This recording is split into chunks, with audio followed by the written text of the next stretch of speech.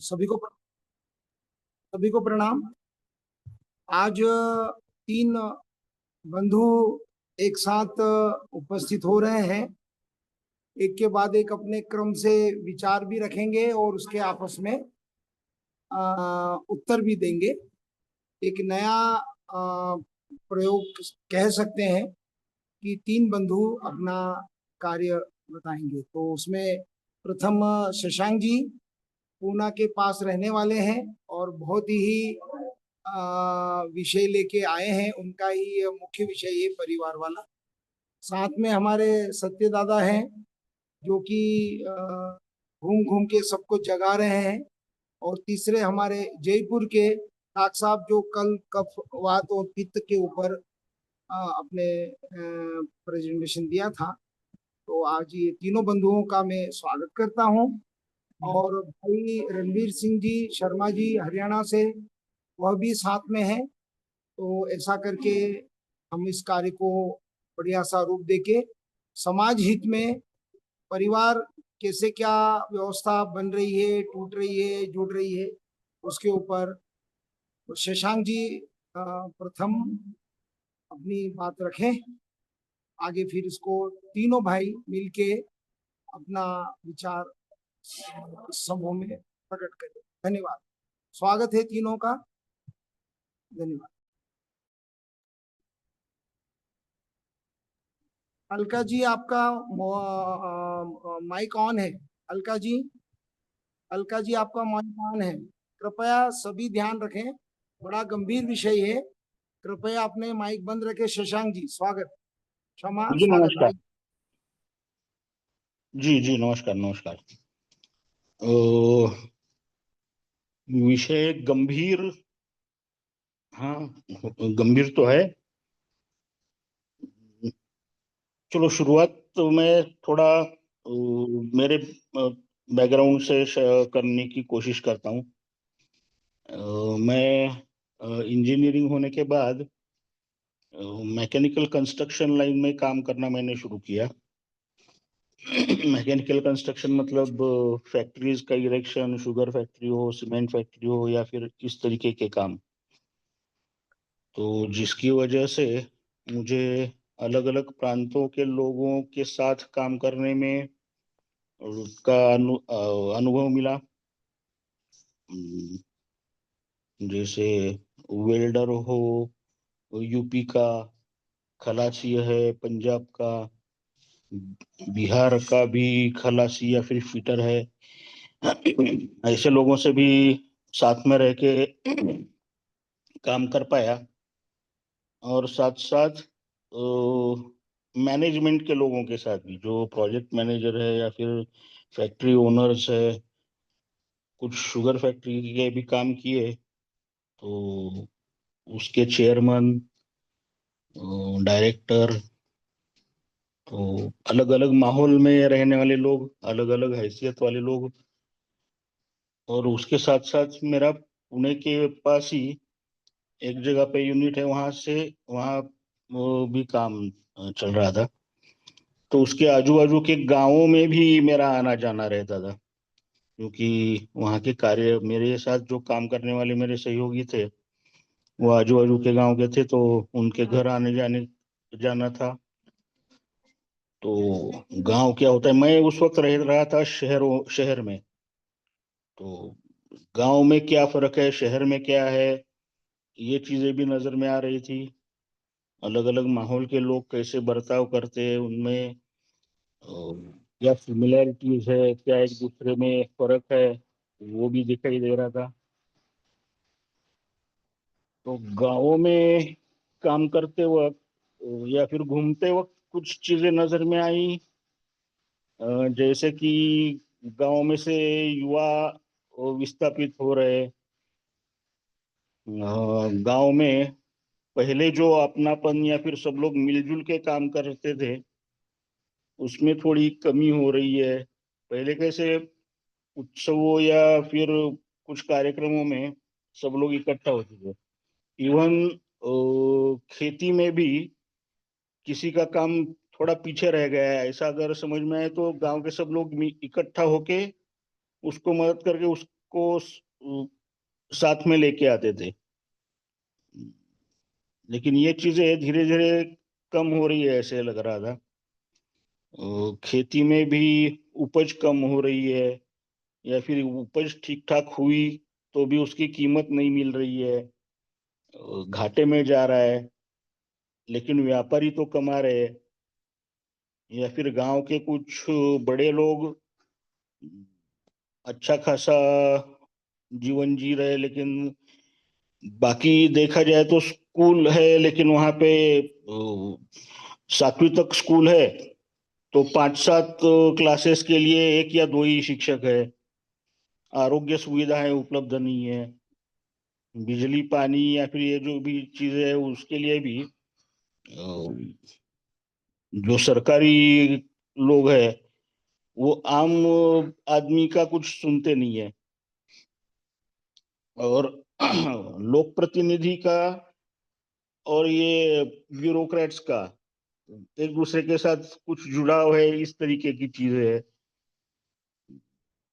हर गांव में नेता लोग बढ़ रहे, तो गांव में अलग अलग गट बन रहे, और गांव से सिर्फ युवा नहीं निकल रहे, जो गांव में रह रहे उनकी भी एक दूसरे के साथ उतना जुड़ाव अभी नहीं रहा है, एक दूसरे से कटाव होते जा रहा है, ऐसा कुछ नजर में आया। उसी तरह से शहर की हालत भी कुछ बहुत बढ़िया है ऐसा भी नहीं लग रहा था। जैसे मानो शहर की लोक संख्या तो तेजी से बढ़ रही है, झुग्गी झोपड़ियां बढ़ रही है, ऊंची ऊंची बिल्डिंगें बन रही है, पानी बिजली की समस्या है, स्कूल में दाखिल होने के लिए भी लाइन लगानी पड़ रही है, अच्छे स्कूल में एडमिशन मिलना मुश्किल हो रहा है। जहाँ पे अच्छा इनकम हो सके ऐसी नौकरियों के लिए भी खींचातानी है। पैसा मिल रहा है लेकिन उसके लिए बहुत ज्यादा मेहनत करनी पड़ रही है, और कंपटीशन के लिए वजह से तनाव बढ़ रहा है। अलग अलग जगह से लोग आ रहे हैं, तो थोड़ा क्राइम रेट भी बढ़ रहा है। तो अविश्वास का वातावरण एक दूसरे के हिसाब बारे में थोड़ा बढ़ रहा है, मतलब आदमी आदमी से दूर होते जा रहा है। ये भी चीज कुछ नजर आ रही थी। अ, उसके अलावा अगर फैमिलीज में भी देखा जाए तो माता पिता काम के टेंशन में या फिर काम के बाहुल्य की वजह से अपने बच्चों को भी कम वक्त दे पा रहे, अपने माता पिता को भी कम वक्त दे पा रहे, तो उनमें उतना लगाव नहीं हो पा रहा है। उसमें भी फिर अलग अलग रहने की बातें हो रही है, ये भी चीजें नजर आ रही थी। तो गांव में तो मेरे काम की वजह से मेरा आना जाना था, तो मैंने शुरुआत की गांव में कुछ, चलो गांव में कुछ कोशिश करते काम की इससे। तो अलग अलग गांव में ये आरोग्य के कैंप्स लेना ये शुरू किया, कुछ बचत गट बनाए, वहां पे उद्योगों के लिए प्रशिक्षण देना, महिलाओं को इकट्ठा करना, ये भी कुछ काम हुआ। एक गांव में तो कुछ गाय जो कटने के लिए जा रही थी, वहां से छुड़ाई थी, वो एक 10 लोगों को वितरित की, और वहां पे दूध संकलन का काम शुरू किया। ऐसे कुछ कोशिशें चालू थी। और हाँ, उसमें मेरे ख्याल से ग्रुप में काफी लोग राजीव दीक्षित के बारे में जानते हैं। तो ये इनमें से कुछ गांव में राजीव भाई मेरे साथ 2 व्हीलर पे पीछे बैठ के इसमें से कुछ जगह पे आके भी गए हैं। अ, उनके साथ मैं गुजरात के भूकंप के बाद में जो मदद कार्य हुआ था मोरबी में, उनके साथ मैं वहां पे भी था। तो उनसे काफी समय तक संपर्क में था। तो ये सब करते करते मतलब ये समस्याएं जो है वो क्या है, इसकी तो लिस्ट हर व्यक्ति लंबी चौड़ी दे सकता है, ये दिखाई दे रहा था। तो जो कुछ काम कर रहा था वो पूरा पड़ने वाला नहीं है, ऐसा कुछ लगने लगा। तो इसलिए फिर समस्या क्यों है और उसका समाधान कैसे हो सकता है, इसके बारे में भी काफी लोग सोचते। मैं भी कोशिश कर रहा था। तो ज्यादातर ऐसे ही दिमाग में बहुत से लोगों के बातों में भी आ रहा था कि व्यवस्थाएं ठीक नहीं है, इसलिए समस्या है। अगर आप शिक्षण व्यवस्था को ठीक कर दे तो काफी हद तक सब प्रॉब्लम सॉल्व हो सकते हैं। या फिर बाकी व्यवस्था जैसे खेती में उत्पादन कैसा बढ़ाया जाए, गांव में रोजगार कैसे लाया जाए, इनकम कैसी बढ़ाई जाए, इसके लिए जो कुछ व्यवस्था है वो या फिर गांव में जो ब्यूरोक्रेसी है या फिर देश के जो नियम है, जानकारियां है, लोगों को अपने हक मालूम नहीं है, वो हक कैसे हम लोग पा सकते हैं, उसकी जानकारी देना, लोगों को जागरूक करना, इस तरीके का भी काम हो सकता है। वगैरह वगैरह, मतलब ऐसे काफी कुछ। तो मुख्य यही है कि व्यवस्था में बदलाव या फिर व्यवस्था, नई व्यवस्था बनाना, इससे ये प्रॉब्लम सॉल्व हो सकता है क्या। तो ये भी तो चीज सही थी कि ठीक है, व्यवस्था बदलेंगे तो बदलाव आएगा।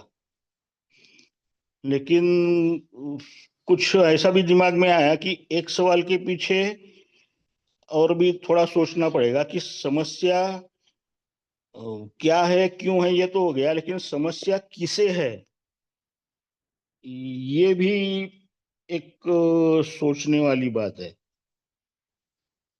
तो समस्या है किसे, ऐसा देखा जाए तो समस्या इंसान को ज्यादा है, ऐसा नजर में आता है। अन्य प्राणी या फिर जड़ सृष्टि में समस्याएं शायद कम है या फिर उतनी जानलेवा या फिर उतनी ज्यादा तकलीफ दे नहीं है। तो ये क्या चक्कर है, ये समझना जरूरी लगने लगा। तो उसमें ही हो गया कि जो अपने, जिसने पारतंत्र स्वीकार लिया है अपने मन से, उसको समस्या नहीं होती है, क्योंकि उसने स्वीकार लिया है। तो उसको वो समस्या समस्या लगती ही नहीं है, उसने वो भी स्वीकार लिया है। लेकिन अगर किसी को पारतंत्र मान्य नहीं है, उसको स्वतंत्र चाहिए, लेकिन वो अभी स्वतंत्र तक पहुंच नहीं पाया है, तो उसको तो समस्याएं आएंगी। और वो समस्याओं का समाधान करते करते वो स्वतंत्र तक पहुंचेगा। और अगर वो स्वतंत्र तक पहुंच गया तो स्वतंत्र में पहुंचने के बाद भी उसको कोई कोई समस्या रहेगी नहीं। तो जो अ, स्थूल जगत है वो प्रकृति के नियमों के अनुसार ही चल रहा है। तो उसने वो स्वीकार लिया है कि उन नियमों के आधार पे हमें चलना है। तो उनको ज्यादा समस्याएं नहीं लग रही है। सजीव सृष्टि में देखे तो भी काफी हद तक जो सजीव है वो परिस्थितियों को अपने हिसाब से ढालने की कोशिश कम करते।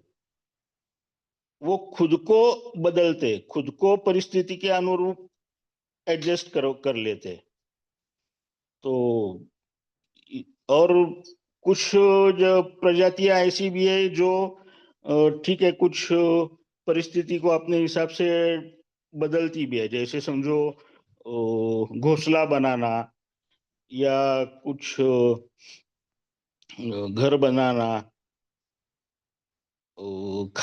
खाना ढूंढने के लिए कुछ वस्तुओं का इस्तेमाल करना, या फिर कुछ लोगों ने मिलके घात लगा के शिकार करके खाना ये करना। ये एक तरीके से परिस्थिति को अपने हिसाब से ढालने की कोशिश है। लेकिन ये चीजें भी वो प्रजातियां अपने अपने प्रजाति के नियमों के अनुरूप ही या फिर उस लिमिट में ही करती हुई नजर आती है। जैसे समझो शेर घास नहीं खाएगा, या घोड़ा शेर के जैसे दहाड़ेगा नहीं। इस तरीके से मतलब उनका उनका प्रजाति का एक नियम है। या फिर मछली पानी से बाहर नहीं आएगी, तो उन नियमों के हिसाब से रह रहे। और जितना वो बदलने की कोशिश करते अपने हिसाब से परिस्थिति, उतने लेवल तक ही उनको समस्या आती है। लेकिन इंसान के बारे में थोड़ा प्रॉब्लम बड़ा है ऐसा लगता है। क्योंकि इंसान तो ये इंसान प्रजाति ऐसी है कि जिसमें ये अलग अलग प्रजातियां एक ही इंसान में एक ही टाइम पे दिखाई देती है। किसी परिस्थिति में कोई आदमी शेर की तरह बर्ताव करेगा, परिस्थिति बदल गई तो चूहे की तरह बर्ताव करेगा, कहीं लोमड़ी की तरह से अपना अपना काम निकलवाने के लिए कोशिश करेगा। तो ऐसे अनेक प्रजातियों का मिश्रण ये एक ही प्रजाति में है। और ये प्रजाति ये भी ज्यादा तौर पे करने की कोशिश करती है कि अपने हिसाब से परिस्थिति को बदले, प्रकृति के नियमों को भी ताक पे रखना चाहे तो वो कैसे उसको अपने हिसाब से कैसे ढाला जाए, क्या कर किया जाए, इसके बारे में सोचती है। मतलब वो पारतंत्र स्वीकार करने के लिए इच्छुक नहीं है। इंसान चाहता है कि वो अपने अपने हिसाब से अपना तंत्र बनाए। उसके लिए हो सके तो प्रकृति के नियमों के मतलब समझो अगर पानी ढलान की तरफ बहता है, लेकिन इंसान वो पानी को ढलान के विरुद्ध भी लेके जाके अपना काम निकालने की कोशिश करता है, या उसमें यशस्वी भी होता है। ऐसे काफी चीजों में वो अपनी अपनी कोशिशें जारी रखता है और अपने हिसाब से परिस्थिति को अपने हिसाब से ढालता है। लेकिन उसमें जैसा कहा कि अलग अलग प्रजातियों का भी संकर है। जो तो कौन सी प्रजाति किस वक्त पे सरफेस पे आएगी ये तय नहीं होता। तो इसीलिए परम्यूटेशन कॉम्बिनेशन देखा जाए तो बहुत ज्यादा लफड़े का काम है इंसान के लिए कि वो कैसे बर्ताव करे। अपने हिसाब से इंसान से ही कॉम्पीट अगर करना है, एक इंसान को दूसरे इंसान से कॉम्पीट करना है, तो उसे काफी जद्दोजहद करनी पड़ती है। लेकिन सभी इंसानों का या फिर सभी का उद्देश्य तो यही है कि स्वतंत्र होना, अपने हिसाब से अपनी व्यवस्था बनाना। तो वो करते हुए उसकी कोशिशें करते करते आज हम जो हालत में हैं, वो हालत तक तो पहुंच चुके हैं। तो व्यवस्था अगर अपने को अपने हिसाब से करनी है तो वो कहाँ तक हमें जाना पड़ेगा। तो शायद हर व्यक्ति को अपनी अपनी व्यवस्था निर्माण करनी पड़ेगी, क्योंकि दूसरे की व्यवस्था आपके व्यवस्था पे अतिक्रमण करती ही रहेगी, तो आपके आपके लिए वो समस्या दे हो जाएगा।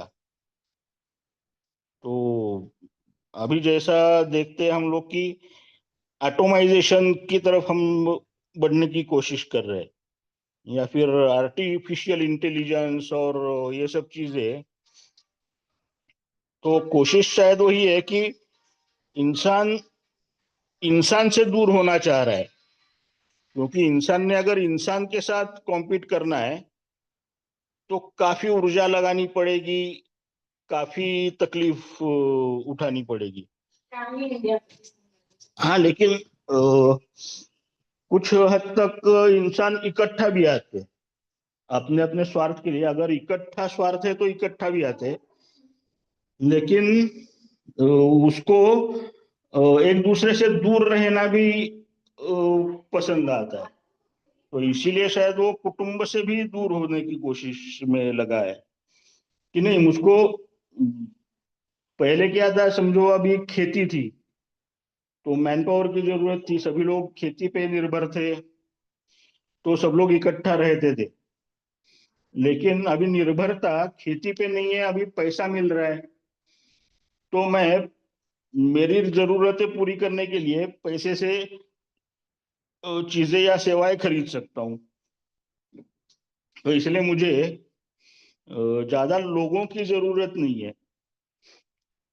मेरे पास अगर पैसे हो जाए और वो पैसों से मैं वस्तुएं और सेवाएं खरीद पा रहा हूँ, तो मुझे व्यक्तियों की, इंसान की जरूरत कम पड़ेगी। तो इसीलिए वो दूरी शायद टिका के रखने की कोशिश करता है कि नहीं, फिर सभी लोग अपने अपने मोबाइल में बिजी है, मोबाइल पे घर बैठे बैठे ही ऑर्डर दे रहे, मंगवा रहे, खा रहे, पी रहे और पैसे दे रहे। तो इस वजह से भी कुटुंब में बिखराव होने के होता हुआ दिख रहा है। तो मतलब ये सुविधाएं उपलब्ध है इसलिए नहीं, बेसिकली इंसान की फितरत ही ऐसी है कि वो स्वतंत्र होना चाहता है। तो स्वतंत्र होने के लिए होते हुए फिर उसको दूसरे का तंत्र से एक तो लड़ना पड़ेगा, या फिर उसके साथ एडजस्ट करना पड़ेगा। तो आसान रास्ता जो होगा उस तरफ बहाव होना स्वाभाविक है। तो शायद इसलिए भी लोग एक दूसरे से दूर होते जा रहे हैं। और ये जो इंसान के बारे में हम लोग बोल रहे हैं कि व्यक्ति को फिर मैं खुद कौन हूँ, मतलब मेरी व्यवस्था अगर हम लोग मशीन्स पे भी मशीन्स पे निर्भर हो जाएंगे तो वो एक तरह की लत लग जाएगी। तो लत से बाहर निकलना ये आसान काम नहीं है। तो अगर हम लोग इस तरह से देखें कि हमारा शरीर दिमाग के साथ एक यंत्र है और इसकी लत में हम लोग फंसे हुए हैं, तो ये भी एक सोचने वाली बात हो सकती है। तो इसलिए पहले मैं क्या हूं, कौन हूं, ये समझने की कोशिश अगर हो पाए या फिर उसकी तरफ चला जाए तो वो मेरे ख्याल से बहुत जरूरी है। और ये इसके बारे में काफी कुछ काम बहुत लोगों ने किया हुआ ही है। मेरी भी अभी फिलहाल कोशिश उसी तरफ का काम करने की है, तो वो जारी है। हम्म, और ये वो कोशिश करते हुए ये समझ में आ रहा है कि अभी तक मैं अपने आप को भी नहीं समझ पा रहा हूँ। तो कुछ बोलने का मुझको हक ही नहीं है। तो पिछले कई दिन समय से मेरा बोलना काफी कम हो चुका है, क्योंकि ये समझ में आया कि मैं अभी अपने आप को ही नहीं जान रहा हूँ, तो मैं किस हक से कुछ बोलूं। लेकिन ये ऐसे कुछ मीटिंग वीटिंग के दौर में पित्त या वात में थोड़ा उबाल आ जाता है और कुछ चीजें बोल दी जाती है। और ये आज की भी बात अभिषेक जी ने कहा, तो मैं कोशिश कर रहा हूँ कुछ बोलने की। लेकिन मेरे बातें सुनते हुए आप लोग ये भी समझ गए होंगे कि मैं काफी कंफ्यूज हूँ। कुछ भी नहीं समझा हूँ। लेकिन फिर भी अगर कुछ बात रखने के लिए मौका मिला है तो वो ले रहा हूँ। ये अपना भारत पुनर्निर्माण, ये मैं जो गांव गांव में जा रहा था, उसी पीरियड में श्री जी से भी मेरी मुलाकात हुई थी। ऐसे ही कुछ दोस्तों को लेके मैं उनके यहाँ पे गया था। तो उस टाइम पे ये अलग अलग काम तो चालू ही थे। तो एक विचार मन में आया था कि आदर्श गांव कैसा हो, ये एक मॉडल बना के दिखाया जाए। लेकिन जिन गांव में काम कर रहा था वहां पे वो गांव देखने के बाद कुछ ऐसा लगा कि किसी गांव को बदलना जरा मुश्किल पड़ सकता है। उससे थोड़ा आसान हो जाएगा कि हम लोग कुछ एक विचार से चलने वाले लोग इकट्ठा आके अपना अपना गांव बसाए बसाए। और जो कुछ हमें लगता है कि जो व्यवस्था अच्छी है, जो कुछ होना चाहिए, जैसे समझो क्या नैसर्गिक खेती हो, गौपालन हो, आयुर्वेद हो, गुरुकुल हो, ये अगर अपने को मालूम है कि बहुत अच्छा है, तो उस तरीके से जी के दिखाया जाए। तो उसमें कम से कम ये तो होगा कि जो लोग प्रामाणिकता से उस विचार से जुड़े हैं, तो उनका जीवन तो पटरी पे आ जाएगा। पूरी दुनिया को या फिर पूरे वर्ल्ड को, पूरे इसको बदलने को चले हैं। और वो होते होते वक्त तो रुकता नहीं है। तो आगे की अपनी पीढ़ी, अपने आगे की पीढ़ी, वो वो क्यों तकलीफ सहे। तो अगर अपने को कॉन्फिडेंस है तो अपना अपना गांव बनाते हैं, लोगों को जोड़ के कुछ करते हैं। उसी टाइम पे श्री जी से भी मुलाकात हुई थी, और वो विचार आते आते वो प्रयोग तो कुछ हद तक आगे बढ़ा भी। लेकिन उसी टाइम पे फिर ये भी एक दिमाग में आया कि अपनी खुद की खोज, ये सबसे इम्पोर्टेंट है। हम लोग सब लोग, ठीक है, हम लोग सब लोग एक सहप्रवासी है, जो अलग अलग कंपार्टमेंट में बैठे हैं। कोई एसी में बैठा है, कोई स्लीपर में बैठा है, कोई जनरल में बैठा है। लेकिन जाना तो सबको एक ही दिशा में है, या फिर सबकी कोशिश तो वही है कि हमें आनंद चाहिए, या फिर हमें ठीक ठाक व्यवस्था चाहिए जहाँ पे हम लोग अच्छी तरह से मिलजुल के रहे। तो ये मिलजुल के रहना क्यों नहीं हो पा रहा है, इसकी खोज के लिए व्यक्ति को खोजना, या फिर इंसान की फितरत का अध्ययन करना ये जरूरी लग रहा है, क्योंकि इंसान में ही ये ज्यादातर देखा जा रहा है कि वो बिखर रहे, एक दूसरे से दूर होने की कोशिश करे या दूर जा रहे, उस दूर होके मशीन की तरफ या एटोमाइजेशन की तरफ ज्यादा भाग रहे कि मेरी सुविधा हो जाए और मेरा स्वातंत्र्य आबादित रहे। लेकिन इसमें भी वही खतरा है कि ये कि मशीन के ऊपर निर्भरता ये असल में स्वातंत्र्य है क्या? अगर वो भी स्वातंत्र्य नहीं है तो स्वतंत्र कैसे हो सकता है? जैसा कहा कि अभी समझिए अपना शरीर भी एक मशीन है, ऐसा अगर हम लोग मानते हैं, और उसमें हम लोग उसके मोह में फंसे हुए हैं या उसकी हमें लत लग चुकी है, तो शायद हमारे जो कुछ ज्ञानी लोग थे वो मुक्ति या निर्वाण के बारे में इसीलिए बात करते होंगे क्या?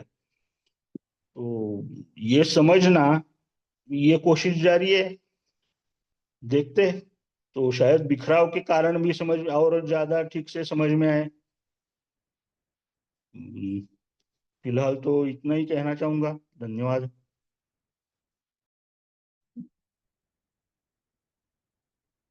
बहुत बहुत धन्यवाद दादा, आपने बहुत अच्छा बोला। आपके प्रश्न भी थे और उसमें उत्तर भी थे, उत्तर के बाद फिर प्रश्न आए, फिर उसमें उत्तर आए। बहुत बहुत धन्यवाद। सत्य प्रकाश दादा, आप इसका कुछ इनके उस पर बोल सकते हैं। सत्य प्रकाश दादा दिख नहीं रहे कहीं।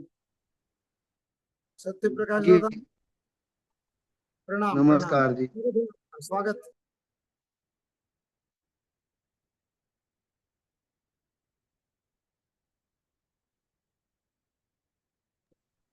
आवाज नहीं आ रहा।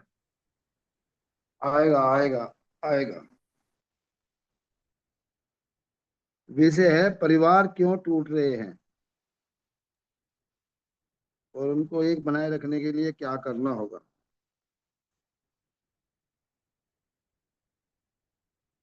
मेरी जितनी समझ कहती है, आज की जो आर्थिक व्यवस्था है वो परिवार टूटने का मुख्य कारण है। क्योंकि पढ़ लिख कर बच्चा माँ बाप के साथ, गांव के साथ, अपने समाज के साथ जी नहीं सकता। उसको नौकरी के लिए कहीं और जाना पड़ता है। तो आज की शिक्षा व्यवस्था, आज की अर्थव्यवस्था ने पूरे परिवारों को खत्म कर दिया, मेरा ऐसा मानना है।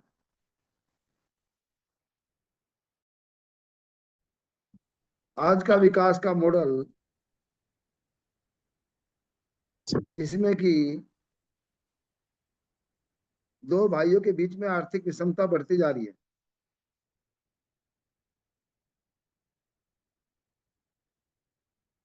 अब जब आर्थिक विषमता बढ़ेगी तो परिवार टूटेगा।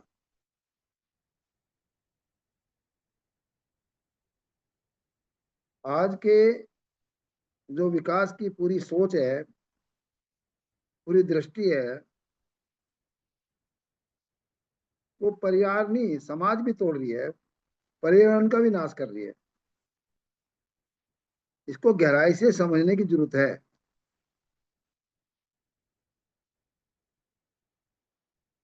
क्योंकि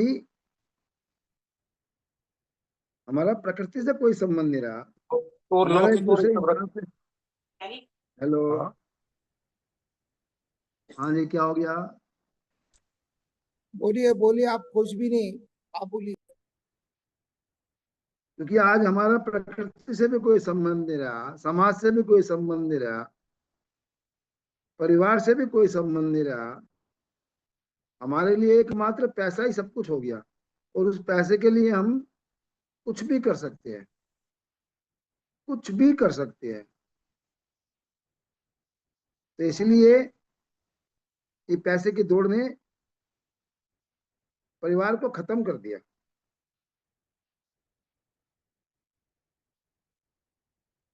और परिवार जब तक ये विकास का मॉडल रहेगा, जब तक ये व्यवस्थाएं रहेगी वर्तमान की, अभी तो आने वाले समय में भयंकर रूप देखने को मिलेगा। क्योंकि आपस में विश्वास नाम की चीज नहीं रही।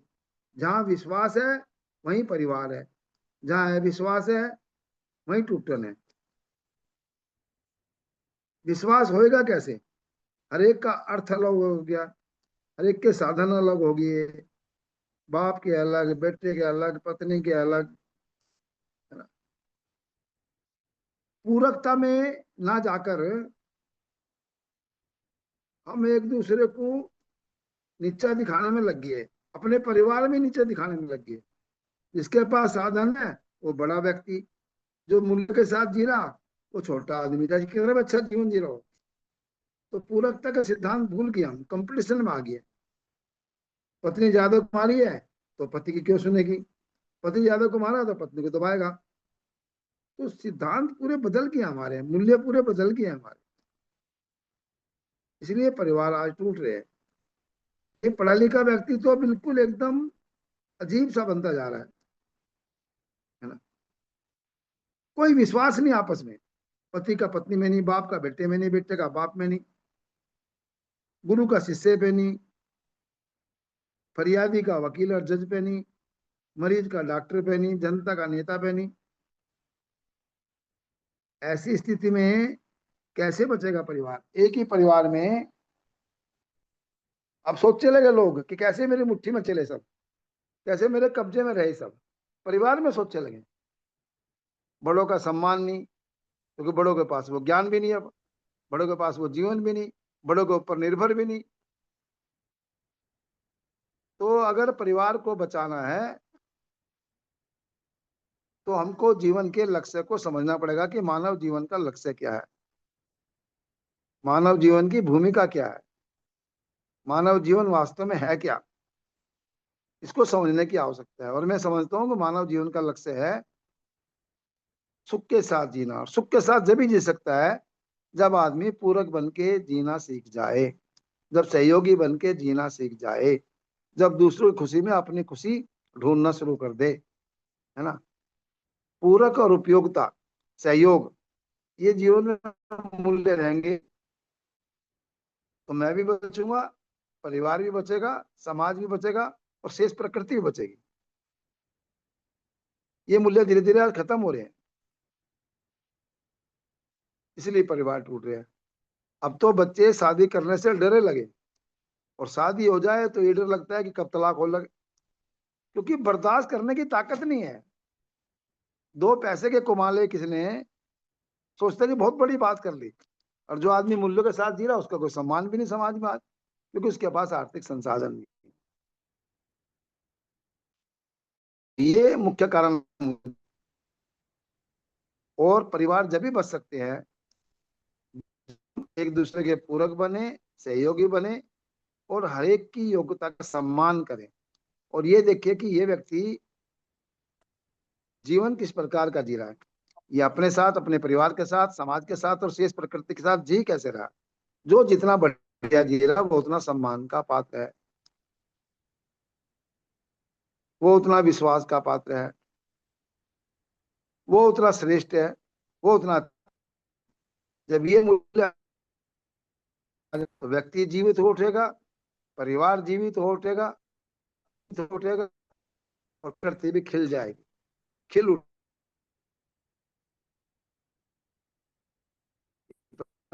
एक दूसरे के पूरक बने, सहयोगी बने, एक दूसरे की ढूंढना शुरू करें। पहले ये होती थी हमारे परिवार में, परिवार का कोई बच्चा हो गया सबका अपना। प्रकाश जी आपकी आवाज कट रही है, कहीं वैसे नेटवर्क में दिक्कत। अरे बाप रे। आवाज- तो मेरी बात पूरी, तो लंबी बात नहीं।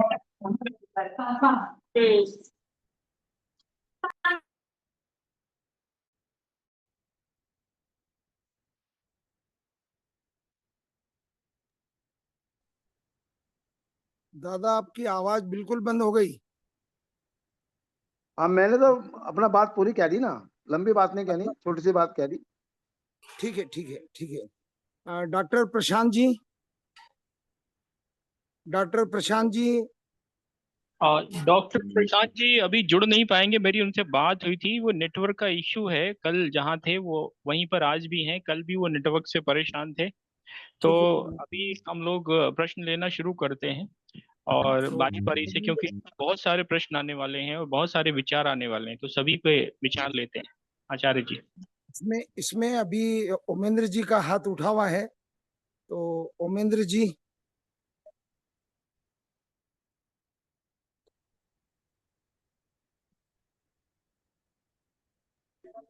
ओमेंद्र जी, ओमेंद्र जी आपका हैंड रेज है। हाँ, मेरा हैंड रेज है। वो टॉपिक चल रहा था, परिवार क्यों टूट रहे हैं, उस पर मुझे कुछ सबमिट करना था। एक विनती करना थी, सत्य प्रकाश जी आपका माइक और वीडियो ऑन है। सत्य प्रकाश जी आपका, बाकी अन्य राजाराम जी भी आपका माइक और ये ऑन हो गया है। माइक और बंद कर रखे, सिर्फ ओमेंद्र जी बोलेंगे। सूज जी आपका भी माइक ऑन है, सूज जी आपका भी माइक ऑन है। कृपया बाकी सभी, ओमेंद्र जी को छोड़ के बाकी सभी माइक बंद करें कृपया। ओमेंद्र जी, ओमेंद्र जी। जी, दरअसल ये बात बिल्कुल सत्य है कि परिवार टूट रहे हैं, और जितने वजह शशांक जी ने और सत्यप्रकाश जी ने कहा वो सारी भी ठीक हैं। हो ये रहा है कि अब जो जनरेशन आ रही है उसकी परवरिश ही एक नए प्रकार से हुई है। मैं पहला एग्जाम्पल दूंगा। स्कूल में टीचर्स के द्वारा पनिशमेंट बंद कर दिए गए, और बाकायदा गवर्नमेंट के ऑर्डर और पेरेंट्स का स्कूल में जाकर के हंगामा करना और अखबार में देना, और इस तरह की घटनाएं। जब मेरा अपना बेटा 6th-7th में था, तब से मुझे याद है कि सब टीचर्स पे इतना प्रेशर था कि नहीं, आप उसको थप्पड़ भी नहीं मारेंगे। हमें अपनी मैं 6th क्लास याद करूं तो फादर साथ गए कभी, या मदर साथ गई, तो पीछे से ये जरूर कहीं कि मास्टर साहब जरा इसको कस के पीटना अगर ये मक्कारी करे तो। और हम ये शिकायत भी नहीं कर सकते थे घर पर आकर के कि हमें टीचर ने मारा है या कितना मारा है। तो बच्चे की परवरिश ही अब उसके मन के विपरीत बिल्कुल नहीं की हम लोगों ने। हम जो पेरेंट्स हैं, जो 60 या 50+ के ऊपर के अब हैं, वो पेरेंट्स ने ना तो स्कूल में ये हुआ और ना घर पे हुआ बच्चे को ये कहा जाए कि ठीक है रहने दो, तुम नहीं जानते। जो टूट रहे हैं वाली बात है वो ये था कि कोई व्यक्ति, बच्चा परिवार से क्यों जुड़ा रहे, तो वो 25-30 साल तक तो उसको बार बार ये कहा जाता था कि तुम नहीं जानते, तुम ऐसा ही करो, तुम ये कर लो। क्यों कर लो कि तुम नहीं जानते हो, तुमको कहा जा रहा है वैसा करो। तो ये दूसरा भाव ये बच्चे की परवरिश में आया नहीं, और इसके और आगे कोड में खाज ये हो गया कि टेक्नोलॉजी आई, ये कंप्यूटर और ये साइंस आई, और इसमें हमारी जनरेशन पीछे रह गई, और कदम कदम पे बच्चों से ही कई बार पूछना पड़ता रहा कि ये जरा कर देना, ये कैसे होता है। तो बच्चों को ये भाव आ गया कि हम पेरेंट्स से ज्यादा जानते हैं, और आज भी उनको ये भाव है कि हाँ इसको कैसे करना है ये हम ज्यादा जानते हैं, और हम पूछते भी हैं ऑफ एंड ऑन। मैं अपना ये अगर मानता हूं तो जब अटकते हैं तो बेटा ये कैसे करेंगे, तो वो अपना कर देते हैं। तो एक उनके अनकॉन्शियस में भाव है कि कोई इनके पास कोई ज्यादा नहीं जानते। कुछ थोड़ा बहुत जानना होता भी है तो वो आजकल ये गूगल बाबा और ये नेट सारा जो है वो सब बता के ला के दे देता है। पहले एक बच्ची शादी होके आती थी तो धीरे धीरे उसको घर में कैसे रहना है, क्या करना है, ये देखना सीखना चाहती थी। पहली बार बच्ची कोई माँ बनती है तो उसके लिए बिल्कुल नए तरह के अनुभव होते थे, और वो सारा जो है सास और सास के आसपास रहने वाली उनकी और अड़ोसी पड़ोसी वो अरे हाँ ठीक है सही होगा, कोई बात नहीं, घबरा नहीं, परेशान नहीं हो। तो उस बच्ची के लिए एक अनुभव होता था। लेकिन जो अनुभवी महिलाएं थी, सास थी, वो उसको तसल्ली देती थी, तो यानी कि वो दूर नहीं जाती थी उनसे, उसको लगता था कि नहीं, इनकी मुझे कदम कदम पर जरूरत है। तो सोसाइटी ने, टेक्नोलॉजी ने, बच्चों की परवरिश ने, ये ऐसे 3-4 फैक्टर बन गए हैं। एक और इसमें फैक्टर मुझे बात करते हुए याद आ रहा है, वो ये कि हमने भी परवरिश बच्चों की इसी प्रकार की, जो प्रकाश जी कह रहे थे, मैटेरियलिस्टिक, उसमें ये और जोड़ दीजिए कि मैटेरियलिस्टिक के अलावा सेल्फिशनेस और एक आगे होने का भाव, नंबर कितने आए, तेरे कितने आए, मौसी के लड़के कितने आए, मामा के कितने आए। जब हम परवरिश करते समय ही उनको अलग मान रहे हैं, अपने को अलग मान रहे हैं, तो बच्चा किससे जुड़े? केवल पेरेंट्स, और शादी के बाद फिर पेरेंट्स से भी नहीं रखता। तो ये ऐसी सोसाइटी का रूल बन गया है। और टेक्नोलॉजी ने एक और दे दिया, जो ये एक्स्ट्रा मैरिटल रिलेशंस की इशारा किया गया बातचीत में मुझसे पहले 2 वक्ताओं ने, कि वो जहां जिससे जुड़ा है, नए से जुड़ जाए, नए पुराने से जुड़ जाए, इतना फैसिलिटेट कर दिया है कि अब शादियां भी मेंटेन करना मुश्किल हो गया है। व्यक्ति मोस्ट ऑफ द टाइम वो अपने मोबाइल में किसी और के साथ जुड़ा हुआ है, बजाय अपने घर के आसपास के परिवार के लोगों के। ये 5-6 बातें मुझे समझ में आ रही थी, तो मैंने कहा मैं इनको सबमिट कर देता हूँ। धन्यवाद आचार्य जी। हेलो। बहुत बहुत धन्यवाद ओमेंद्र भाई। जी जी, धन्यवाद। बलदेव राजी सूद साहब। हाँ ओमेंद्र सभी जी, आपको हैंड हाथ हाथ अभी भी उठा हुआ है। हाँ हाँ, मैं अभी सभी को नमस्कार करता हूँ। हमारे 2 महानुभावों ने, बल्कि 3 महानुभावों ने जो विषय रखा है, बहुत ही अच्छा विषय रखा है। शशांक जी ने, सत्यप्रकाश जी ने, और उसके बाद उमेंद्र जी ने भी बातें रखी हैं, अच्छी बातें रखी हैं। तो मेरा कहना यह है कि बाकी लोगों का जो कहना है, लगभग मेरा कहना वही है कि अपने भोगवादी प्रवृत्ति जो है वो बढ़ गई है, त्यागवादी प्रवृत्ति खत्म हो गई। पहले क्या होता था, एक दूसरे के लिए जीते थे हम, अब केवल हम अपने लिए जी रहे हैं। तो इसका मुख्य कारण हमारी जो शिक्षा है, अर्थकारी शिक्षा, पैसे कमाने की शिक्षा और मौज मस्ती करने की शिक्षा जो है, ये मूल कारण है। दूसरा कारण है कि जैसे हमारे देश की जो राजनीति है, उसने समाज को बांट दिया, तोड़ दिया, डिवाइड एंड रूल, ये भी इसका मुख्य कारण है। तो ये तो शिक्षा की व्यवस्था, उसको ठीक होना चाहिए, और ये जो तोड़ने वाली राजनीति, इसको भी ठीक होना चाहिए। तब जाकर के समाज जो है वो ठीक दिशा की ओर जाएगा। दूसरे के लिए जीना, अपने लिए तप और त्याग करना, और दूसरे के लिए सुख और सुविधा देना का जो भाव था हमारा प्राचीन काल का, वो भाव जो है वो अब समाप्त प्राय हो गया है। तो उस भाव को पुनः लाने की आवश्यकता है, और उसमें बहुत अच्छा प्रयास चल रहा है आप सब लोगों का। तो मुझे लगता है कि ये परिस्थिति अगर चलती रही तो बिल्कुल सुधार आएगा समाज में। समाज को दिशा देने वाले लोग जो हैं वो खत्म हो गए। अब समाज में केवल मात्र अपने लिए जीने वाले लोग जो हैं वो बढ़ गए हैं। तो लिए दूसरे के लिए जीना और त्याग और तप से जीना, जब ये व्यवस्था चल पड़ेगी तो समाज इसके पीछे आ जाएगा। धन्यवाद। बहुत बहुत धन्यवाद सूद जी। राजा राम जी यादव साहब। सभी को नमस्कार।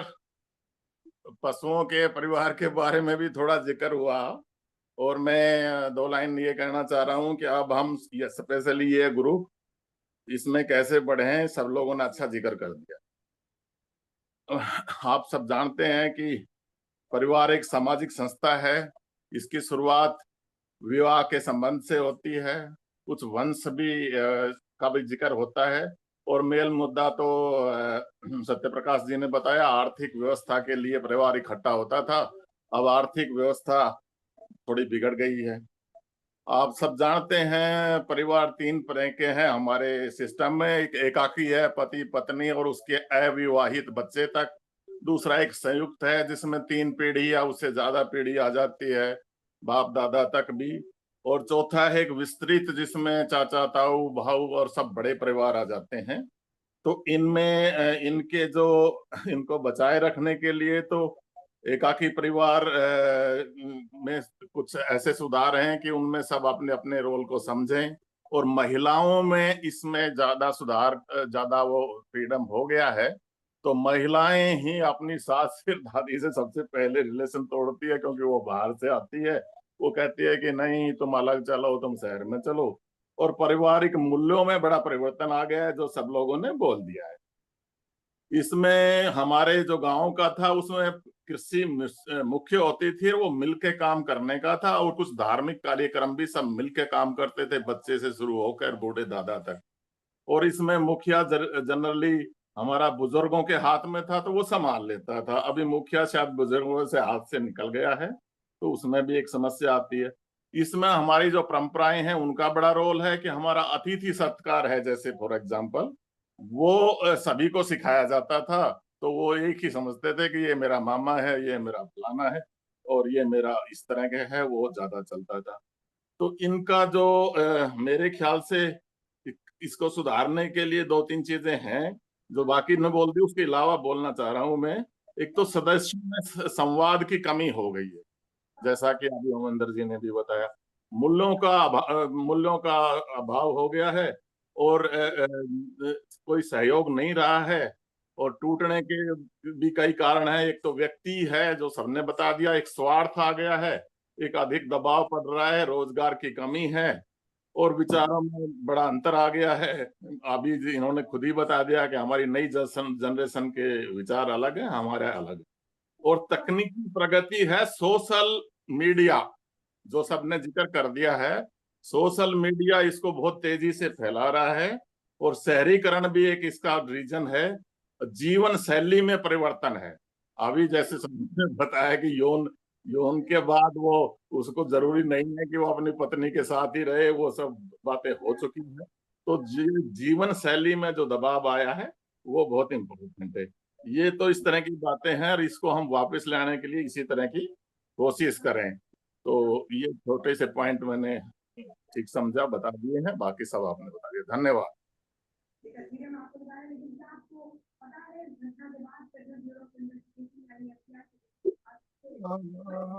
रणबीर शर्मा जी,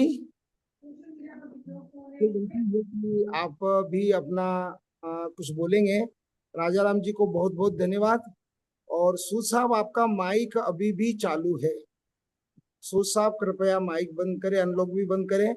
और रणबीर शर्मा जी साहब से विनती है कि अभी जो भी प्रश्न आ रहे हैं उसको आप देख लीजिए, नंबर 1 चीज। और दूसरा, समापन भी आप कर लीजिए। कि मेरी विनती है, मैं उपस्थित रहूंगा, और आपसे विनती है मेरी कि आप इसको आगे। महेंद्र भाई का हाथ पहले आया था, शबा खान जी 2nd नंबर पर है। ये मैं आपको फीडबैक दे रहा हूँ। बहुत बहुत धन्यवाद शर्मा जी, आपका सहयोग मुझे मिल रहा है। धन्यवाद।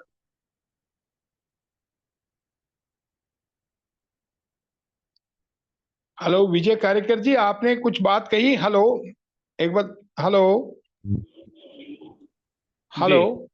जी जी, विजय जी ने ये बोला है कि अभी आगे का संचालन आप करिए, और अभी प्रश्न आ रहे हैं विषय पे, तो बारी बारी से मैं आमंत्रित करता जाता हूँ, क्योंकि आप शायद देख नहीं पा रहे होंगे। नयन द्विवेदी जी आए, विषय पे बात रखें।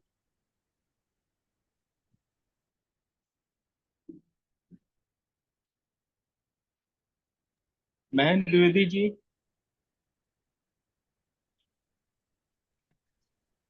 नमस्कार सभी साथियों को। जैसा कि महत्वपूर्ण विषय था कि परिवार क्यों टूट रहे हैं, इस बार सत्यप्रकाश जी भाई साहब ने भी बोला, उमेंद्र जी भाई साहब ने बोला, अन्य सम्मान्य वाले जो हमारे प्रमुख वक्ता है उन्होंने भी अपनी बात रखी। तो शिक्षा और अन्य चीजें के साथ साथ जो आर्थिक विषमताएं हैं वो भी एक बहुत महत्वपूर्ण कारण है। जो आर्थिक विषमताएं हो रही हैं परिवारों में, धन का जो विकेंद्रीकरण नहीं हो रहा है, अमीर आदमी अमीर बनता जा रहा है, गरीब आदमी गरीब बनता जा रहा है, कंपटीशन बढ़ रहा है, इसमें देखा देखी, ये भी एक बहुत बड़ा कारण है।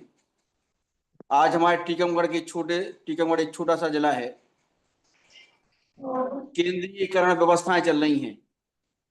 अभी एसटी का प्रोजेक्ट आया, आदिम जाति कल्याण विभाग में, पूरे देश भर में आया, काम चल रहा है, मोदी जी चला रहे हैं। तो देश से जो वहां से चिन्हित एनजीओ हो गए, उन्हीं को सिर्फ काम दिया जा रहा है। जो क्षेत्र के एनजीओ हैं, क्षेत्र में जो मतलब अनेकों वर्षों से काम कर रहे हैं, उन्हें काम नहीं दिया जा रहा है ना।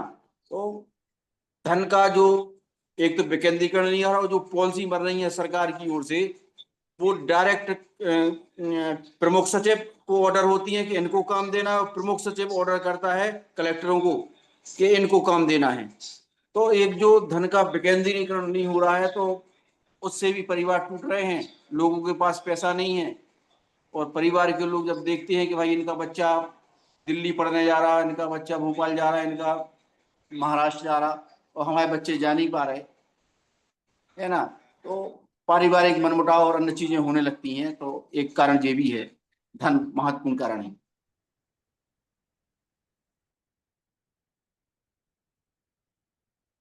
धन्यवाद महेंद्र जी। सबा खान जी।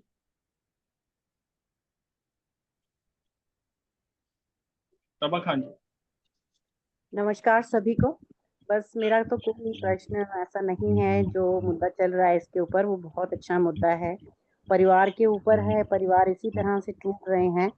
ये सब तो सबने कह ही दिया है अपने अपने अल्फाजों में। सब बड़े हैं और वो लोग परिवार को 2-3 पीढ़ियां काफी चल रही हैं, तो वो जानते हैं किस तरह से परिवार टूट रहे हैं। और बस इस बारे में नहीं कुछ कहना चाहती, सभी ने कुछ कह दिया। लेकिन मैं आज मैंने काफी दिन से वो जुड़ नहीं पा रहे थे, हमारे शाहनवाज अहमद भट्ट जी हैं जो कश्मीर से हैं, तो वो आज जुड़े हैं। तो मैं उनके लिए कहना चाहूंगी, सर आप उनको जरा कहिए, वो अपनी बात को कहें और अपना इंट्रोडक्शन दें इसमें। तो बस यही कहना चाहती हूँ मैं। शुक्रिया बहुत बहुत। धन्यवाद सबा जी। मैं शाहनवाज अहमद भट्ट जी से आग्रह करूंगा कि आप आए और अपना परिचय दें, और जो आज का विषय है इस पर अपनी बात रखें।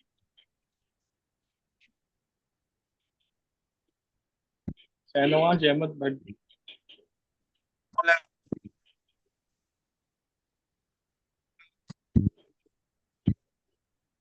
अस्सलाम वालेकुम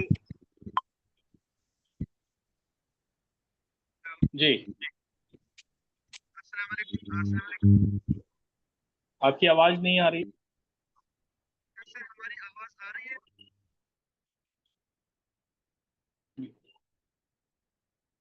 मुझे लगता है कुछ नेटवर्क का दिक्कत है। डॉक्टर अनादि साहू जी। जी नमस्कार। आप सभी को मेरा नमस्कार। आज बहुत अच्छा टॉपिक पे हम आए हैं, और आप सभी जो भी बताए 100% सच, ये प्रैक्टिकल सिचुएशन है। और मेरा भी वही सवाल है, कैसा समाधान होगा, तो इसके ऊपर सर शाहनवाज सर को बोलिए कि वो फोन करके नहीं, वो इसमें बोलें, स्पीकर ऑन करके। अभी सबा जी ये हो जाए, मैं उनको आखिरी के 10 मिनट उनकी 15 मिनट। आवाज नहीं आ रही है। शबा जी, मैं आखिरी के 15 मिनट उनको दे दूंगा। अभी जो वक्ता है उनको बोलने दीजिए, बीच में इंटरप्शन नहीं, उनको हम आखिरी में हाँ, अभी ये क्रम जो चल रहा है इसको चलने दिया जाए, उनको हम बाद में बुला लें। अभी कार्यक्रम चल रहा है, आधा घंटा 40 मिनट चलेगा। ठीक। धन्यवाद अभिषेक जी। जी धन्यवाद। तो इसी का विषय, ये विषय बहुत गंभीर है। पारिवारिक क्यों जॉइंट फैमिली पहले था, आज क्यों टूटते जा रहा है, और रिमोट लाइफ क्यों लोग पसंद करते हैं। काफी सारे इसके सॉल्यूशन के अंदर में हमें देखने को मिलेगा। और गांव में भी पॉलिटिकल डिवीजन पहला प्रॉब्लम है। दो भाई के अंदर में जो बड़ा डिवीजन हो रहा है वो पॉलिटिकल डिवीजन। और जो पंचू 5 सदस्य उसी गांव के समाधान करते थे पुलिस स्टेशन जाने से पहले, आजकल हो गया पुलिस स्टेशन, तो वो सिस्टम अभी खत्म हो गया। और जो ग्राम देवता मंदिर था, गांव का जो एनुअल फंक्शन साथ में मिलके करते थे, ये सब अभी, ये सब बड़ा रीजन है। ये सब चीज को अगर हम रिवाइव करें, और आप देखेंगे ज्यादातर लोग छोड़ के आते हैं जॉइंट फैमिली, बाहर कुछ काम कुछ जॉब के लिए शहर में आ जाते हैं, तो ये डिवीजन होना फैमिली डेफिनेटली अगर उनको उनके एरिया में जो कम्युनिटी डेवलपमेंट हम सोच रहे हैं, उनके एरिया में क्या बेहतर हो सकता, छोटे छोटे इंडस्ट्री भी लगा सकते, उनका ही उनके जमीन, गौशाला, वहाँ Ayurvedic herbal medical treatment centre, Gurukul system, उनके गांव में इतना कुछ जो उनका खुद का जो रिक्वायरमेंट है वहाँ फुलफिल किया जाए तो काफी फैमिली उससे एक दूसरे को 5 भाई मिलके ऐसा कुछ पॉसिबल हो सकता है। फिर भी मैं छोड़ता हूँ आपसे, आप सभी लोगों से कुछ कुछ सजेशन इसका सुनने के लिए। काफी गंभीर विषय है, इसका समाधान हमें ढूंढना हो। Thank you.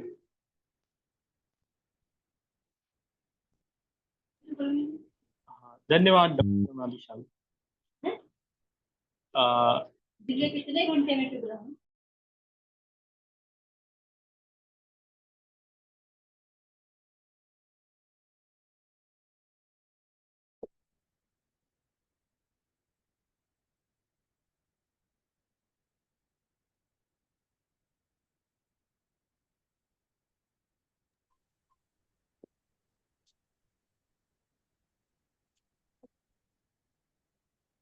सर शाहनवाज जी की आवाज नहीं आ रही है इसमें, और उनको बोलिए बोलने के लिए।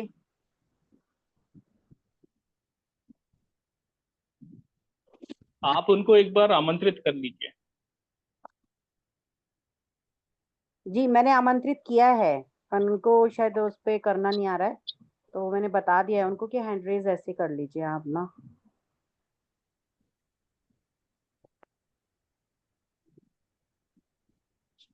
शाहनवाज अहमद जी, आप जो है ना अपनी स्पीकर को अनम्यूट कर लीजिए।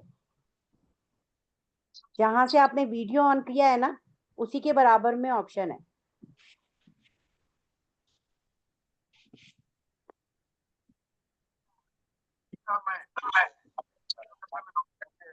अच्छी बात है, खूब गुजरेगी जब बिल बैठेगी दीवाने तो।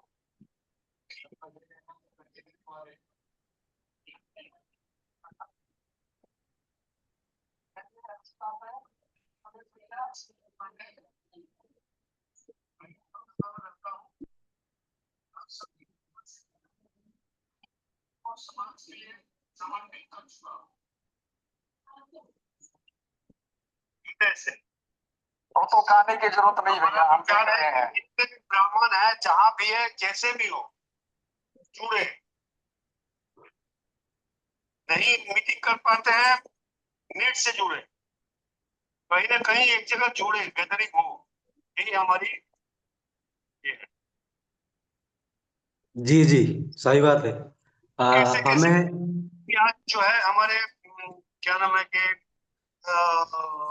अध्यक्ष महोदय जुड़ नहीं पाए हैं, तो मैं चाहता हूं कि अपनी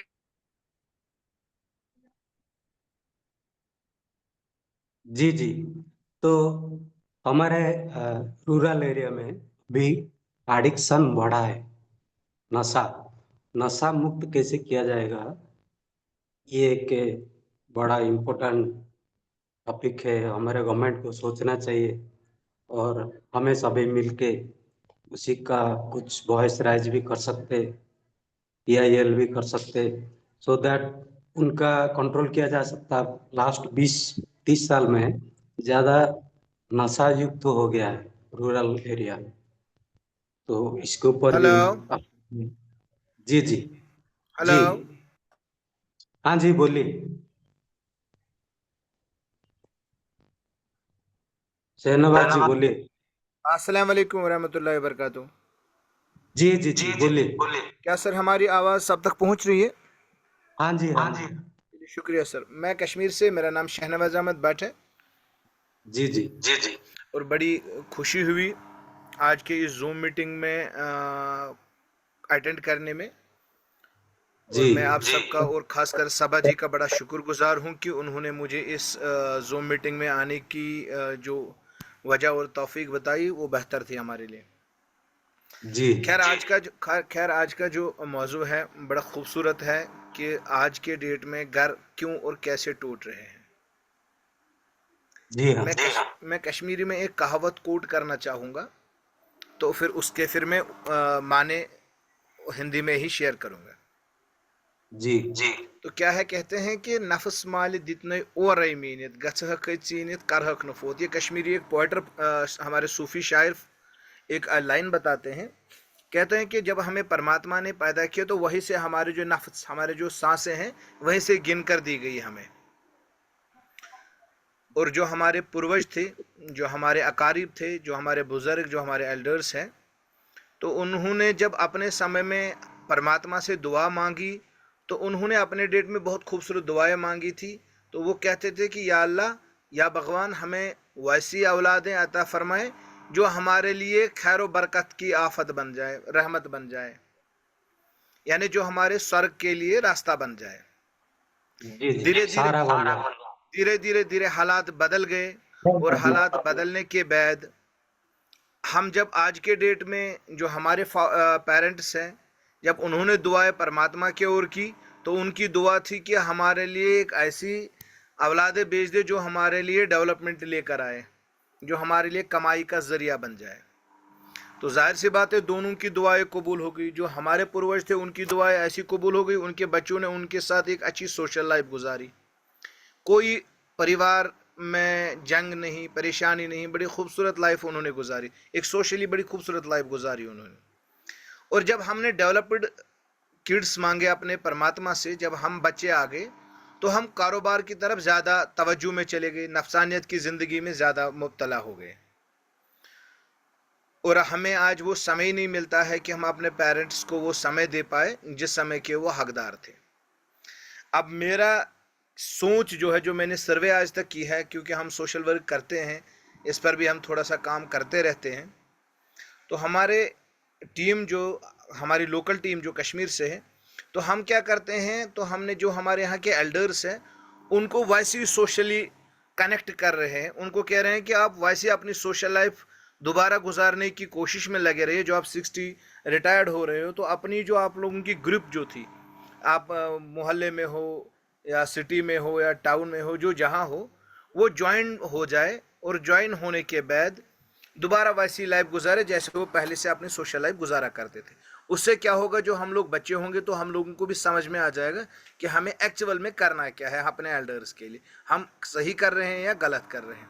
तो जब तक हम सोशली, जो हमारे एल्डर्स है, जो हमारे बुजुर्ग है, जब तक वो एक दूसरे के साथ नहीं जुड़ेंगे, तो ये जो नई जनरेशन है, ये ना खुद को संभाल पाएगी, ना अपने एल्डर्स को संभाल पाएंगे।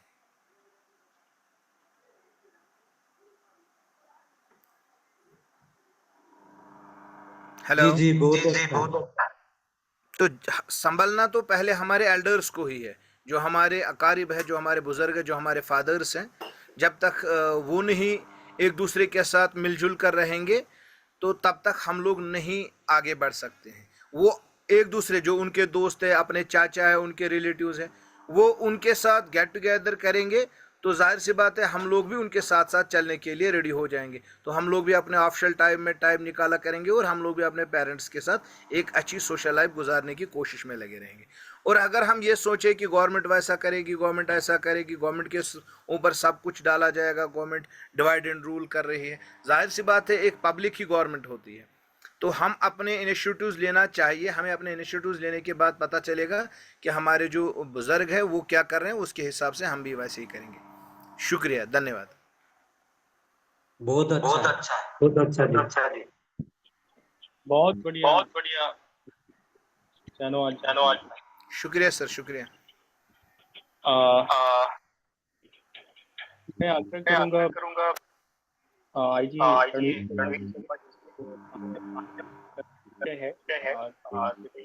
करनाल मीटिंग, और ये जो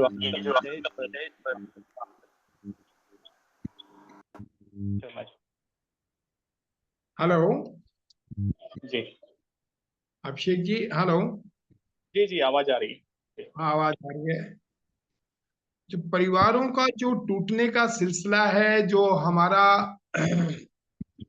एक्सपीरियंस रहा है परिवारों का, विशेष तौर से हमारी जो सामाजिक व्यवस्था थी, जिसके बारे में सभी लोगों ने बड़ा अच्छी तरह से जिक्र किया है, उस सामाजिक जो ताना बाना था उसका बिखराव, यूं समझ लिए कि हमारे नेताओं का एक बहुत बड़ा रोल रहा, और इन नेताओं के साथ साथ जो पूंजीवादी व्यवस्था है उसका भी एक बहुत बड़ा रोल है।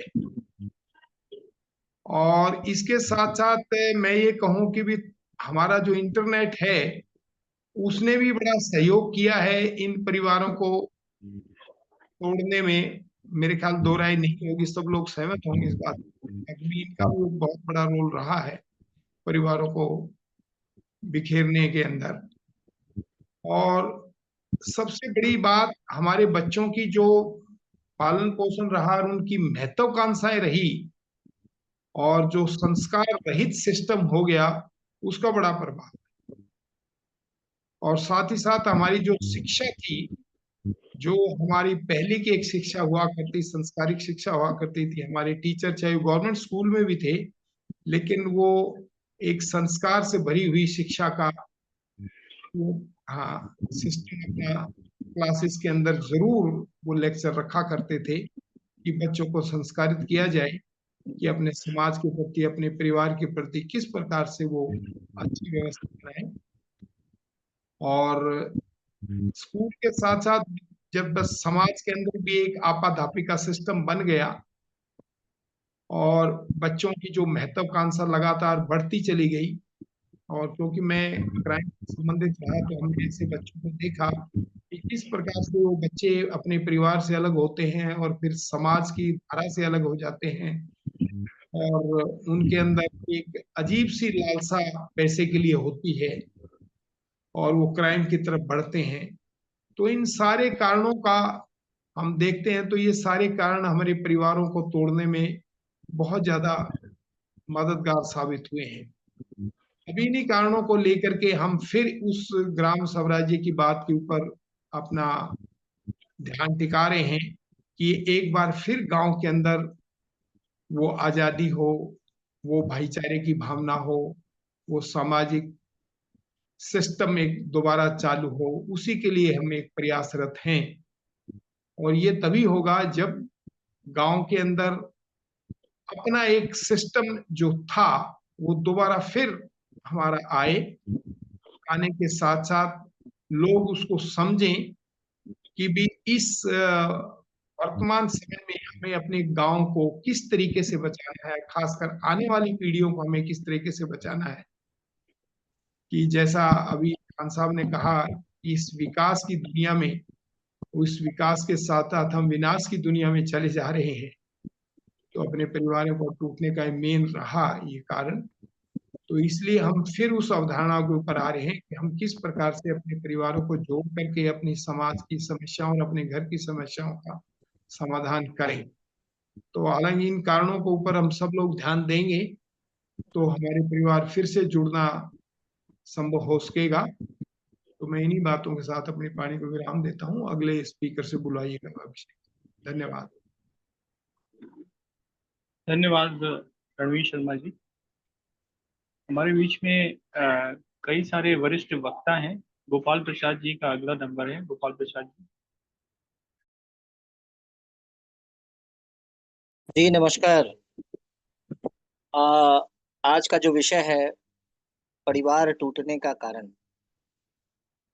तो कारण के संबंध में जैसा कि कई वक्ताओं ने चर्चा भी किया है, मैं केवल बुलेट पॉइंट्स के रूप में चर्चा करना चाहूंगा। अहंकार, महत्वाकांक्षा, लोभ, प्रतिस्पर्धा, बाजारवाद जिसमें इंटरनेट, मीडिया और फिल्म, इसके साथ ही दिखावा और आडंबर, इसके साथ पाश्चात्य देश की संस्कृति का बढ़ता प्रभाव, ये तमाम फैक्टर हैं जिसके कारण हमारे परिवार टूट रहे हैं।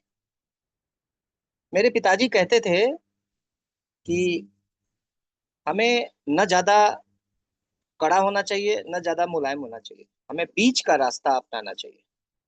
किसी भी परिवार के टूटने में और उसको बचाने में जो बीच का रास्ता है वो सबसे ज्यादा प्रभावी होता है। ये हमारे पिता ने मुझे सीख दिया।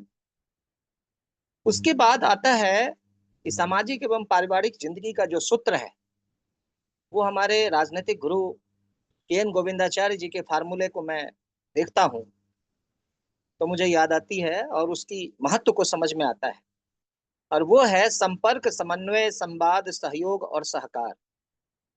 यही जीवन का सूत्र है जिसके माध्यम से हम सामाजिक जिंदगी में, पारिवारिक जिंदगी में बेहतर समन्वय स्थापित कर सकते हैं और अपनी जो जीवन शैली है उसको बेहतर बना सकते हैं। इसके साथ ही आज जो आवश्यकता है वो आवश्यकता है कि शादी से पहले जो पति पत्नी जो बनने वाले हैं उनका समाज के स्तर पर, पंचायत के स्तर पर प्री मैरिज काउंसलिंग की व्यवस्था हो, और उसके बाद जब शादी हो जाता है, जब पति पत्नी के रूप में आ जाते हैं, वो समाज में उसकी नई एंट्री होती है, तो आफ्टर मैरिज की काउंसलिंग भी व्यवस्था हो।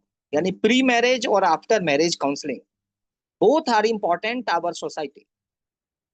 अभी अभी हम बिजनौर गए थे और वहाँ सत्य प्रकाश भारत जी के सानिध्य में वहाँ जीवन विद्या केंद्र चल रहा है। अभी महाराष्ट्र में भी मुझे पता चला कि कुछ जो हमारी बहनें हैं, और विशेष रूप से एक कन्हैया जी करके थे, श्याम जी करके, तो वो भी जीवन विद्या केंद्र से प्रशिक्षित थे। उनका बहुत अच्छा परिवार को जोड़ने में भूमिका है जीवन विद्या केंद्र की। तो मेरे दिमाग में ये आया कि पूरे भारत में जीवन विद्या केंद्र की जो श्रृंखला है वो बढ़नी चाहिए, जिससे कि हमारे समाज में ये जो कलुषता है, ये जो भेदभाव है, ये जो महत्वाकांक्षा है, ये जो आडंबर है, इस पर हम रोक लगा सकें। इसके साथ साथ जिस किसी वक्ता ने कहा कि सरकार का कोई रोल नहीं और सरकार पर हम क्यों निर्भर हैं, मैं उनकी सोच में थोड़ी सी इजाफा कर रहा हूं। हमारा जो पाठ्यक्रम है उसमें क्यों नहीं नैतिक शिक्षा, चरित्र और संस्कार युक्त शिक्षा, ये क्यों नहीं अनिवार्य पाठ्यक्रम के रूप में शामिल किया जाता है? क्या यह सरकार का रोल नहीं है? हम अपने सिलेबस में नशा मुक्त समाज की अवधारणा, जहर मुक्त जीवन शैली अपनाने की जो शिक्षा है, क्या यह पाठ्यक्रम का विषय नहीं है? आहार विज्ञान का जो मानक होता है, उसकी जो विशेषता होती है, उसकी जो लाभ हानि होती है, क्या यह पाठ्यक्रम का विषय नहीं है? नई पीढ़ी को संयुक्त परिवार एवं सहकारिता के महत्व की अवधारणा और सामाजिक ताना बाना, भाईचारा, भेदभाव रहित समाज की जरूरत, और इस हेतु जन जागरण की आज आवश्यकता है। और निश्चित रूप से इसमें केवल और केवल समस्याओं के ऊपर में चर्चा न करने के बजाय हम क्या कर सकते हैं, हम क्या संकल्प लेते हैं, what is our role and responsibility, क्या क्या किया है आपने, आपने क्या क्या नहीं किया, हर किसी को अपने से प्रश्न पूछने की आवश्यकता है। स्वयं से बेहतर उत्तर कोई नहीं दे सकता। और मैं यही गुजारिश करूंगा कि संयुक्त परिवार की महत्ता को समझाने के लिए हमारी पूरी टीम एक व्यक्ति 11 के रूप में आगे गुंजायमान वो करे, अपनी बौद्धिक क्षमता के माध्यम से लोगों को बताने का प्रयास करे। ये निश्चित रूप से 1 से 11, 11 से 111 और उससे 1011 इस श्रृंखला में लोग आते गए और कारवा बनता गया। आप सोचिए तो सही, आप करिए तो सही। शिव खेरा जी ने भी कहा है कि अगर समस्याएं हैं तो उसका समाधान भी है। जरूरत आपके संकल्प लेने की है, जरूरत करने की है, जरूरत उसको जमीन पर उतारने की है, और इसके लिए सबसे पहला शुरुआत अपने घर से होना चाहिए। हम बातें लंबी चौड़ी करें लेकिन उसकी शुरुआत अपने घर से ना करें। हम अपने बच्चों को समय नहीं दें, हम अपने पत्नी को समय नहीं दें, हम अपने रिश्तेदारों को समय नहीं दें, हम अपने माता पिता की सेवा ना करें और बातें केवल लंबी चौड़ी करें और एकाकी जीवन व्यतीत करें, यह कहाँ से उचित होगा?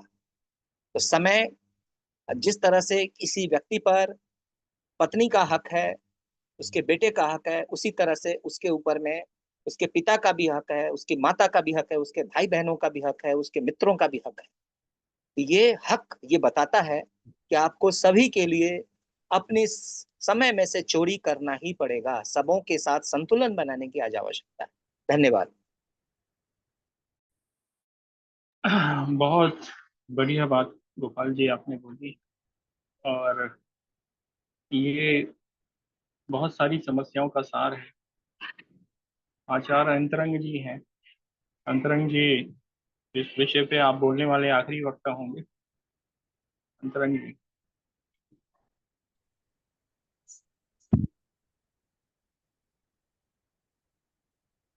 जी नमस्कार। आवाज आ रही है क्या? जी दरअसल जी इसका जो मूल कारण है, उस कारण में अगर हम प्रवेश करें कि इन सबों का कारण जो भी भोगवादी व्यवस्था के बारे में भी हमारे गोपाल भाई ने अभी कहा, और बाकी जितने भी कारण हैं, वह सब का कारण है कि जो हमारी जो आज जो संस्कृति है, 3 लेवल पर मनुष्य जीता है, वो है भौतिकवाद यानी वस्तुवाद, मैटर सेंटर्ड, फिर उसके बाद स्वार्थवाद यानी सेल्फ सेंटर्ड, और फिर ये जो भगवान के नाम पे जो रिलीजियस डॉगमा है, वह एक्चुअली ईश्वरवाद नहीं है और उसमें अलगाववाद होता है। इन सभी की स्थिति में आदमी की जो मानव होने का जो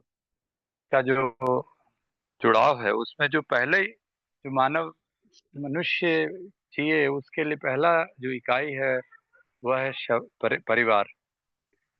और वह परिवार आज जब ये 3 यानी मैटर सेंटर्ड, सेल्फ सेंटर्ड और डॉगमा सेंटर्ड होने के कारण मनुष्य आध्यात्मिक यानी ईश्वर सेंटर्ड नहीं होने के कारण वह इकाई है, उस इकाई में अपने आप में और उस परिवार में भगवान को नहीं समझ पाता, और फिर उसके बाद वह जीवन की प्रगति के लिए वह पशु वृत्ति जो है, आहार निद्रा भय मैथुनंच सामान्य में तत् पशु विनारणम धर्मो ही तेषाम दिक विशेषो धर्मिणी न पशु समाना, यानी food fair sleep and sex, ये 4 वृत्तियां जो हैं पशु और मनुष्य दोनों में।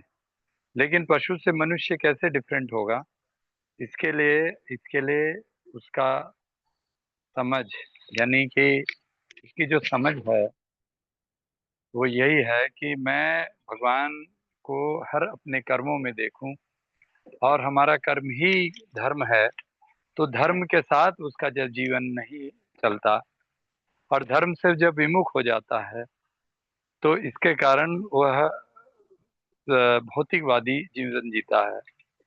और भौतिकवादी जीवन जीने के लिए वह परिवार में भी यह कभी भी नहीं समझ पाता कि परिवार के साथ रहना, यानी हमारा सबसे पहला धर्म जो है माता पिता, पति पत्नी और बच्चे, यह 3 पीढ़ी एक साथ रहता है, तभी उसे हम परिवार कहते हैं।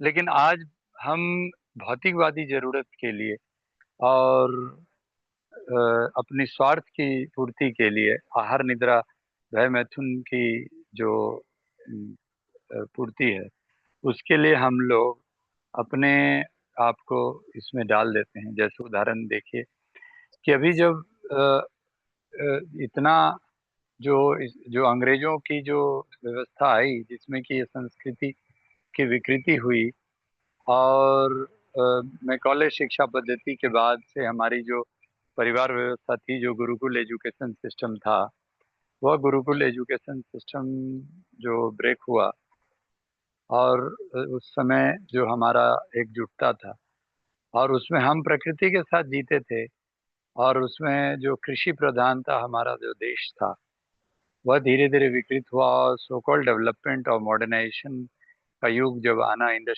जो हमारे देश में हुआ, और वह आज़ादी के बाद जो ये चलता रहा, और इस डेवलपमेंट के नाम पे आज जब ग्लोबलाइजेशन हो गया, और उस ग्लोबलाइजेशन में जब परिवार को छोड़ करके वह जाने की जब बात हो रही है, तो वह डेवलपमेंट के लिए वह कहीं भी जा करके आज इतनी दुखद, हम सीनियर सिटीजन्स के साथ ज़्यादा समय बिताते हैं और उनके बच्चे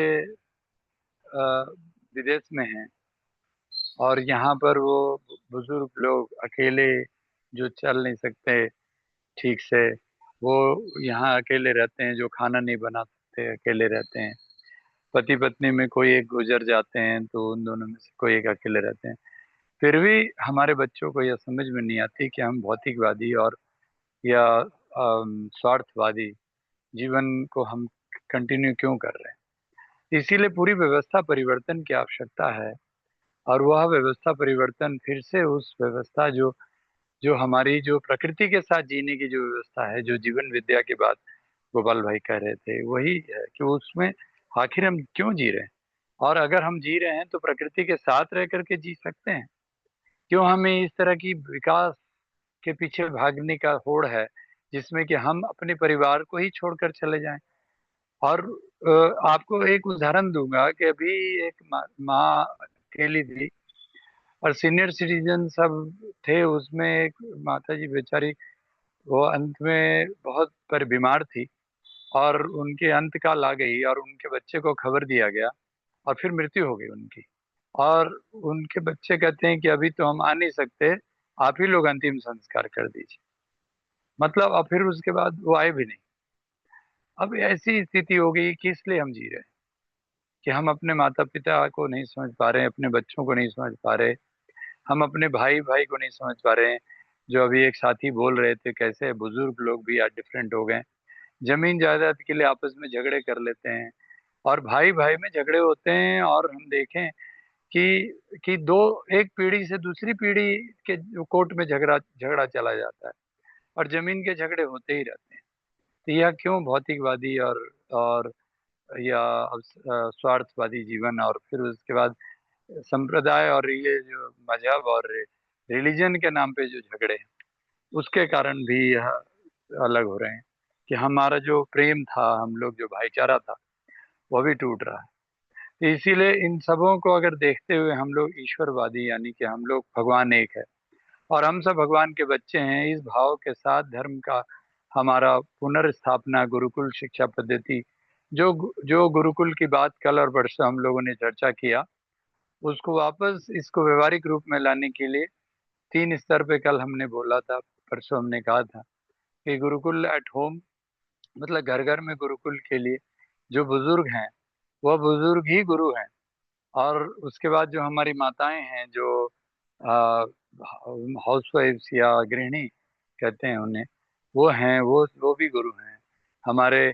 फिर उसके बाद जो पंडित हैं, पुरोहित हैं, आचार्य हैं, सभी गुरु हैं, सब एक दूसरे के पूरक बने।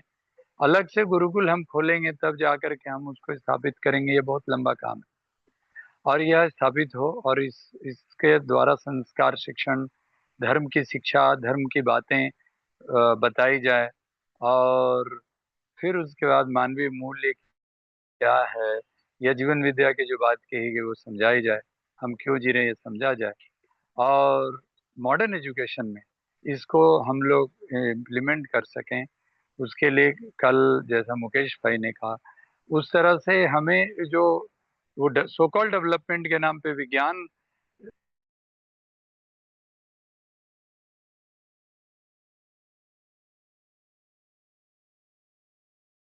आचार्य जी, आपकी आवाज चली गई। ठीक है जी जी, आवाज आ रही बीच? हाँ अब आई। हेलो, हाँ जी वो जी। बीच में फोन आ गया। बस ये अंतिम लाइन है हमारा।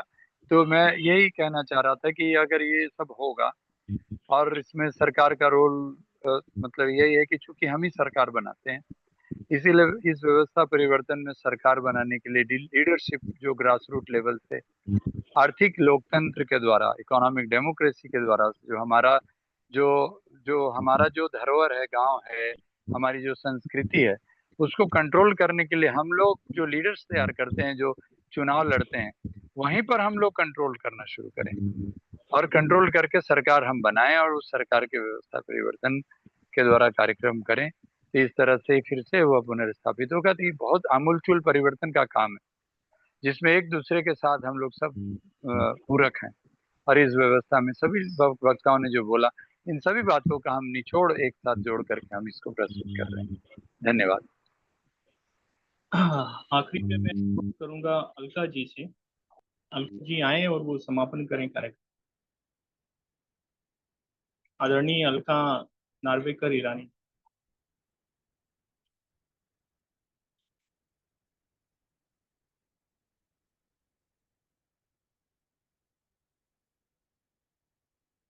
अलका जी।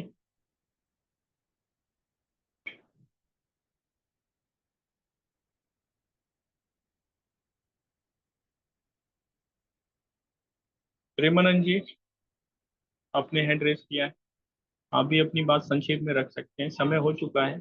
जैसे मैं सभी से अनुरोध है कि हैंड रेस जो है वो 9:30 के बाद करने से परहेज करें, क्योंकि 9:45 तक हमें खत्म करना होता है कार्यक्रम। प्रेमानंद जी, आप अपनी बात रखिए। अलका जी, अलका जी।